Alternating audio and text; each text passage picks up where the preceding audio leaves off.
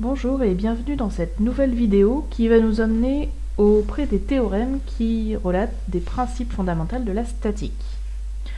Pour faire ce cours, vous avez besoin d'avoir absolument suivi les actions mécaniques et également les torseurs, mais principalement les actions mécaniques. Alors déjà, il faut savoir qu'on joue avec l'équilibre depuis bien longtemps. Alors, petite Madeleine de Proust, jeu que j'avais et que j'ai toujours longtemps utilisé et longtemps joué, notamment avec les enfants. Voilà, le badaboom respecte les principes fondamentaux de la statique. L'objectif est que l'on construise la tour la plus haute possible. Le jeu peut dater, mais les lois sont toujours les mêmes depuis bien longtemps. La recherche de l'équilibre en termes d'ingénierie est un défi depuis toujours, depuis la tour Eiffel, en passant aujourd'hui par tout ce qui est robotique. La difficulté d'un robot, c'est de le faire tenir sur une posture particulière, et parfois de l'amusement, donc ici avec la notion de tensiométrie sur ce genre de système. Alors finalement, c'est quoi la statique? La statique étudie la relation de cause à effet entre l'équilibre relatif d'un système matériel et les actions mécaniques auxquelles ce système est soumis. L'objectif en général des problèmes de statique, c'est deux choses différentes. Soit on cherche à déterminer l'ensemble des actions mécaniques inconnues qui agissent sur le système, et du coup on va pouvoir, à partir de ces données, déterminer le nombre de vis suffisantes pour que un tableau tienne au mur, ou quel est le roulement qu'on va devoir fixer à l'intérieur de nos roues de voiture pour supporter l'ensemble de la caisse. C'est-à-dire donc dimensionner les éléments constituant les liaisons. Et après, la deuxième solution, le deuxième besoin de la statique, c'est de définir les actionneurs et le couple minimum, par exemple, d'un moteur, pour que, dans le cadre de la robotique, par exemple, notre robot tienne agenouillé malgré un effort, malgré le fait qu'il puisse porter quelque chose. On sait que tout ce qui est mécanique, tout ce qui est statique, repose sur les trois lois de Newton. La première loi de Newton définit que dans un référentiel galiléen, le centre d'inertie G d'un solide soumis à un ensemble de forces dont la somme vectorielle est nulle est soit au repos, soit animé d'un mouvement rectiligne et uniforme, c'est-à-dire un vecteur vitesse constant. La deuxième loi de Newton énonce pour elle que dans un référentiel galiléen, la somme vectorielle des forces appliquées à un objet ponctuel est égale au produit de la masse de l'objet par son vecteur accélération. Troisième loi de Newton, lorsqu'un solide S1 exerce une force sur un solide S2, le solide S2 exerce sur le solide S1 la force directement opposée. C'est la notion d'action-réaction de tout objet posé sur une table par exemple. Ce qu'on va faire, c'est qu'on va voir comment ces trois lois de Newton sont appliquées au niveau de la physique et comment est-ce qu'on va les appliquer au niveau des sciences industrielles. On va avoir de légères différences qui vont provoquer, notamment en mécanique du solide indéformable, davantage de calculs. Déjà, au niveau de la mécanique du point matériel, on a des solides, on a tous les solides qui sont résumés à une bille, alors que en mécanique du solide indéformable, le solide peut être de forme plus ou moins complexe en fonction des systèmes mécaniques étudiés. On le voit d'ailleurs sur les différentes représentations ici. Deuxième point, on a au niveau du point matériel, de la mécanique du point matériel, des masses concentrées sur un point centre d'inertie G, et aucun autre point défini. Alors que, au niveau de la mécanique du solide indéformable, on peut avoir plusieurs points définis sur un même solide, et si dans un exercice on estime que la masse est négligeable devant d'autres actions, que le point est négligeable, on ne va pas forcément avoir de centre d'inertie G. Enfin, en mécanique du solide indéformable, on va avoir la présence des liaisons cinématiques, entre les différents solides qui vont composer le mécanisme et dont on ne pourra négliger les influences. Ces hypothèses simplificatrices en mécanique du point matériel fait qu'en général, on étudie assez peu l'aspect équilibre du point pour préférer l'aspect dynamique. Pour l'ensemble de l'application du principe fondamental de la statique, c'est-à-dire de l'adaptation des lois de Newton en vue des sciences industrielles, je vais m'appuyer sur un exemple, sur l'exemple de la pince de robot, dans le cas de solides bien sûr indéformables, c'est-à-dire qu'on estime que quel que soit le mouvement dans l'ensemble de l'étude, si on positionne deux points différents, ici par exemple 2 points ici, les 2 points, peu importe le mouvement, restent toujours à égale distance dans le temps.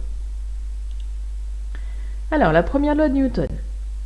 Donc, dans un référentiel galiléen, le centre d'inertie G d'un solide soumis à un ensemble de forces dont la somme vectorielle est nulle est soit au repos, soit animé d'un mouvement rectiligne et uniforme.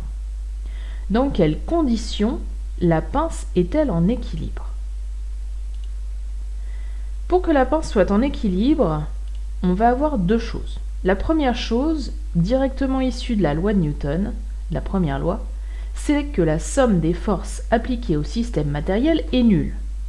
Ça va s'écrire sous une somme vectorielle et c'est ce qu'on va appeler le théorème des résultantes statiques. Je rappelle que les résultantes, ça correspond à la somme des forces extérieures qui s'appliquent sur un solide S. Cependant, cela peut être appliqué en tout point de l'ensemble S. Il faut donc vérifier autre chose. Il faut vérifier que la somme des moments de force appliqués en un point quelconque de l'ensemble est également nulle.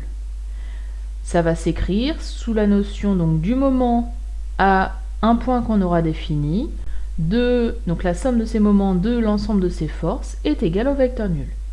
C'est le théorème des moments statiques. Le système matériel, bien sûr, troisième hypothèse, est au repos ou animé d'un mouvement rectiligne uniforme pour que ces deux lois, pour que ces deux conditions puissent être calculées, puissent être réalisées. Par extension, en général, on va partir du principe qu'on étudie le système à l'équilibre et donc en conséquence, on a le TRS et le TMS qui s'appliquent. On ne va pas faire l'inverse, ou rarement, c'est-à-dire déterminer le fait que ce soit nul d'un côté et de l'autre, en vue de voir si c'est ou non au repos ou en mouvement rectiligne uniforme. Mais finalement, depuis tout à l'heure, je vous parle de somme de force sur S, un système matériel. Dans notre pince ici, qu'est-ce qu'un système matériel? Finalement, ça pourrait être la pince, la pièce bleue, la pince 6, l'ensemble 4, 5, 6, la pièce 1, ici, la vis, l'ensemble de la pince en entier. En fait, le système matériel peut être plein de choses sur un même mécanisme. C'est pour ça qu'il va falloir être très attentif à faire ce qu'on appelle l'isolement qu'on va voir après. Quel est le lien entre tous ces systèmes matériels potentiels? Il faut savoir que si l'ensemble de la pince, l'ensemble le plus vaste, est à l'équilibre, ça veut dire que chacun de ces sous-ensembles qui la composent est lui-même en équilibre. Donc, finalement, on pourrait faire de la statique sur l'ensemble des pièces qui composent cette pince à partir du moment où on estime qu'elle est en équilibre. Il est alors possible d'étudier chaque sous-ensemble pour définir les actions mécaniques qui participent à l'équilibre. Il est donc très important de bien définir le système matériel étudié. On parle de l'isolement du système matériel. Alors, c'est quoi l'isolement? D'une façon générale, un système matériel grand S subit de la part de l'ensemble matériel grand E une action mécanique représentée par un ensemble fini de n forces Fi liées à des points Pi.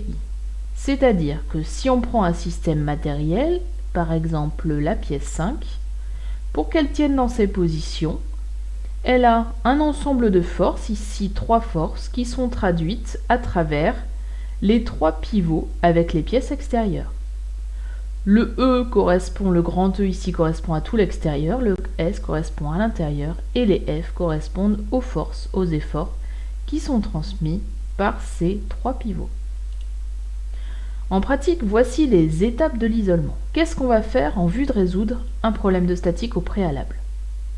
La première chose, ça va être de réaliser le graphe de liaison de l'ensemble du mécanisme. Sur ce graphe de liaison, on va y rajouter les forces et les couples éventuellement définis par l'énoncé.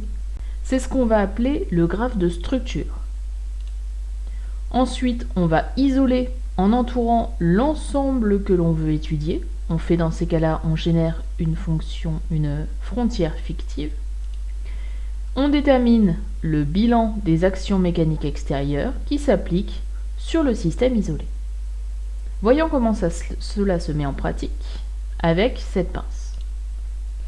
Donc cette pince, l'objectif c'est donc d'ouvrir et de fermer la pince et potentiellement de serrer un objet entre les deux doigts 6 et 6'. Un moteur électrique entraîne la rotation de la vis 1. Cette rotation génère le déplacement de l'écrou, ici jaune 2, qui par un ensemble de bielles, 3, 4, 5, 3', 4', 5', on remarquera bien évidemment la symétrie, conduit au serrage des doigts 6 et 6'. On cherche l'effort que doit exercer la vis 1 sur l'écrou 2 pour avoir un effort de serrage de 10 décanewtons. La problématique, nous ne la résoudrons pas en entier, mais cela permet d'avoir une idée du type de problématique qu'on pourrait avoir en statique. Première chose à faire, définir, en vue du graphe de liaison, définir un repère direct, ici un x, y, z très classique. Voilà le graphe de liaison. On a donc une pivot entre 0 et 1 à la sortie du moteur, une hélicoïdale entre 1 et 2 avec entre la vis et l'écrou, et ensuite on remarque qu'on a l'ensemble des autres liaisons correspondent à des pivots en Z pour toutes les autres liaisons. Une chose très importante, vous n'oublierez pas de rajouter quelle est la pièce qui est considérée comme le bâti. Là ici, c'est la pièce 0, on ne sait pas comment elle est fixée par ailleurs. Est-ce que la pince est dans la main de quelqu'un? Est-ce qu'elle est rattachée à un robot plus vaste? On ne sait pas. Pour en faire un graphe de structure, on va donc rajouter les efforts. Vous remarquerez donc 3 choses. Là, l'effort de serrage est dispensé des deux côtés de la pince, le système étant symétrique, on estime bien sûr que l'effort va être partagé entre les deux doigts. On a ensuite un couple qui est défini ici entre 0 et 1. À quoi correspond ce couple? Donc c'est le couple fourni par un moteur. Il est donc suivant l'axe de rotation libéré par la pivot. Et le stator pour statique, est rattaché au bâti, au 0. Et le rotor pour rotation, est rattaché à la pièce 1. C'est pour ça qu'on fait un pont entre 0 et 1. Et il faut savoir qu'un couple moteur est toujours en parallèle d'une pivot. À partir de là, on va pouvoir continuer à faire l'étude. Comment va-t-on faire ce qu'on appelle l'isolement? Quelques règles. Première règle, on n'isole jamais le bâti, d'où la nécessité de le renseigner. Pourquoi est-ce qu'on ne l'isole jamais? Parce qu'on ne sait pas, ce petit symbole-là ne permet pas de nous définir la liaison qu'il y a entre le sol et ce solide 0. Ne sachant pas ce qui se passe, on ne peut pas définir ses composantes. Deuxième chose, on peut isoler un seul solide ou on peut en isoler plusieurs tant qu'ils sont reliés entre eux. On verra les deux cas par la suite. Ensuite, on peut être amené à réaliser plusieurs isolements successifs en vue de répondre à la problématique posée. Enfin, un isolement égale un bilan des actions mécaniques extérieures. Il faut donc toujours dire et bien repréciser ce qu'il faut isoler, ce que vous isolez avant de faire votre bilan des actions mécaniques extérieures. Pourquoi l'isolement est-il si important? On a le PFS à appliquer et on sait que le TRS dit que la somme des forces extérieures égale le vecteur nul et que le théorème des moments statiques dit que la somme des moments des forces extérieures égale le vecteur nul. Finalement, quand on isole quelque chose, qui nous dit quelle force utiliser? on a une multitude de forces ici, de pivots, d'efforts qui passent à travers les liaisons, lesquels choisir. L'isolement permet de trouver quelles sont les actions mécaniques à additionner pour l'application du PFS et par extension du PFD, que vous verrez dans une autre partie de ces cours. Au niveau du bilan des actions mécaniques extérieures, il faut savoir qu'on va rencontrer deux types d'actions. On va définir déjà ce qu'est une action mécanique extérieure. C'est ce qui se passe quand on isole quelque chose de l'extérieur sur ce qu'on a isolé. À ne pas confondre avec les actions mécaniques intérieures. Ce sont les actions mécaniques exercées sur un élément appartenant au système isolé qui agit sur un autre élément du système isolé. Donc les actions mécaniques extérieures, quand on isole plusieurs solides en même temps, potentiellement on peut en avoir, mais on ne les considérera jamais au niveau du PFS. Faisons un petit exemple. Isolons le solide 6. Le bilan des actions mécaniques extérieures est donc: vous avez remarqué que quand on a entouré 6, on a également réalisé 3 croix. Finalement, ça correspond à définir les 3 actions qui vont apparaître. Les actions mécaniques issues de la liaison de 5 sur 6. Les actions mécaniques issues de la liaison pivot de 4 sur 6. Et enfin, la force de serrage, 1/2 de force de serrage. Si on isole un autre solide, l'ensemble, cette fois-ci, 2, 3, 3', 5, 5'. Il est possible de les isoler puisque ces différents solides sont reliés les uns avec les autres. Le bilan des actions mécaniques extérieures est donc les actions mécaniques de 6 sur 5 ici. Alors vous remarquerez que cette croix-là et la croix qui est verte juste à côté représentent la même liaison. La seule différence, c'est que vous avez une inversion des indices. C'est toujours de l'extérieur sur le système isolé. Là, le 6 est à l'extérieur, 5 est à l'intérieur de la frontière. Les actions mécaniques issues de la liaison de 6' sur 5', et les actions mécaniques issues de la liaison hélicoïdale de 1 sur 2. Petite erreur. Pour réaliser le BAM, il suffit donc d'entourer le système à étudier sur le graphe de structure, de relever les liaisons et les vecteurs qui coupent la frontière fictive ainsi créée, de faire la liste des actions mécaniques, au choix ou en fonction du sujet, sous forme d'une liste simple, sous forme d'une liste de vecteurs, sous forme d'une liste de torseurs. Il va bien falloir faire attention à ce qu'il est vraiment nécessaire de faire pour gagner en temps de réalisation, puisque si vous cherchez par exemple à toujours faire des torseurs, vous risquez de prendre beaucoup de temps d'écriture pour des fois des conclusions qui pourraient être tirées beaucoup plus rapidement. Maintenant qu'on a fait notre isolement, appliquons le PFS. Si je reviens sur l'isolement du solide 6, on a donc un bilan des actions mécaniques extérieures qui est défini avec 3 éléments. Si on applique le théorème des résultantes statiques, on obtient que la somme des forces extérieures sur 6 égale le vecteur nul. On va donc additionner les 2 forces issues des liaisons pivots et la force de serrage égale le vecteur nul. On remarque que le solide isolé est toujours en deuxième position. Ensuite, on va appliquer le théorème des moments statiques. On va faire exactement la même chose. On va aller chercher ici en défini en un point P qui n'est pas défini dans l'énoncé, mais le moment au point P de l'ensemble de ces forces égale le vecteur nul. On remarque bien évidemment que pour additionner des torseurs, vous êtes obligé de tous les mettre au même point. Si on prend l'isolement d'un deuxième solide, ici je reprends l'exemple de l'ensemble rose ici isolé, on a donc l'apparition de finalement la troisième loi Newton avec cette notion de 5 sur 6 et de 6 sur 5. on se retrouve à définir que la force de 5 sur 6 égale la force de moins 6 sur 5. Ce qui permet de faire la liaison grâce à deux isolements successifs. On va faire la liaison au niveau des équations entre celle générée par l'isolement de 6 et celle générée par l'isolement de 5, 5', 3, 3' et 2.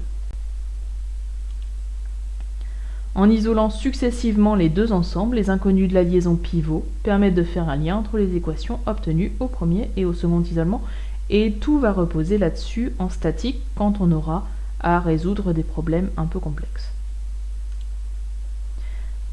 Cas particulier de la statique, isolons le solide 4. Donc le solide 4, si on l'entoure, on remarque qu'on a un solide qui est soumis uniquement à deux liaisons. Le bilan des actions mécaniques extérieures, c'est donc une liaison pivot de 0 sur 4 et une liaison pivot de 6 sur 4. Le PFS appliqué à un système soumis à deux actions mécaniques, cas d'une bielle ici, c'est le cas d'ailleurs de toutes les bielles. Je rappelle qu'une bielle, c'est une pièce métallique de forme donc comme ça, avec deux pivots, une de chaque côté. Qu'est-ce qui se passe dans le cas où on a un solide soumis à deux forces, ou à deux efforts, ou à deux actions mécaniques issues de liaison? Si on applique le PFS, première chose, pour que la somme des forces soit nulle, elles doivent nécessairement être égales et opposées. Donc là, j'ai défini ma bielle, le point A ici, le point B ici au niveau de la liaison. On obtient force en A plus force en B égale le vecteur nul. Pour que la somme des moments soit nulle, cela suppose qu'il existe un point C où on constate que le moment en C de FA plus le moment en C de FB égale le vecteur nul. Si on développe le calcul, ça nous donne que CA vectoriel FA plus CB vectoriel FB égale le vecteur nul. Où se trouve le point C? Premier choix, vous avez FA ou FB qui n'existent pas. Dans ces cas-là, le calcul n'a pas lieu d'être. Vous avez CA, CB qui n'existent pas. De même. Ça veut dire que pour annuler tout ça, il faut absolument, suivant les propriétés du produit vectoriel, que CA et FA soient colinéaires, que CB et FB soient colinéaires. Donc conclusion, que FA, FB, ABC soient colinéaires. Donc il faut absolument que les points A et les points B et le point C soient alignés. Conclusion à retenir, et c'est finalement ça que vous avez juste à indiquer au niveau de vos cours, de vos exercices. Un solide soumis à deux forces, ces forces sont égales et opposées, et leur direction est la droite passant par leur point d'application. En termes de représentation, ça donne ça. Vous avez donc la droite de direction, la force F, la force moins F, FA, FB, hein, bien sûr ici, et donc forcément par cette droite-là. Donc, quand vous avez un solide que vous isolez et que vous remarquez qu'il n'y a que deux actions, première chose, le bilan des actions mécaniques extérieures, une liste suffira juste, et ensuite, il faut que vous ayez cet encadré rouge qui apparaisse dans votre tête tout de suite. Ne vous lancez pas dans des calculs, vous pourriez vous perdre dans des calculs alors que la conclusion est toute simple et à connaître. Voilà, j'espère que vous avez tout compris. Je vous conseille fortement, pour parfaire ce cours, de suivre la vidéo qui suit sur l'application d'un PFS en 3D, puis en 2D.